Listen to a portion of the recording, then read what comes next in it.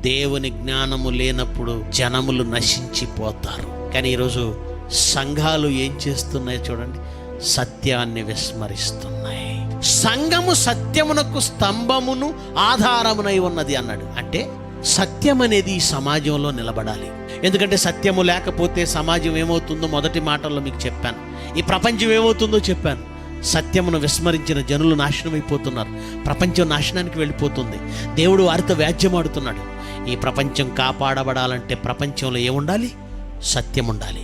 ఈ సత్యాన్ని నిలబెట్టే బాధ్యత ఎవరిది అంటే సంఘాలది. సంఘానికి ఎంత పెద్ద పొజిషన్ ఇచ్చాడంటే, సంఘము సత్యమునకు ఆధారము స్తంభము. ఆధారం స్తంభం, ఆధారము స్తంభం.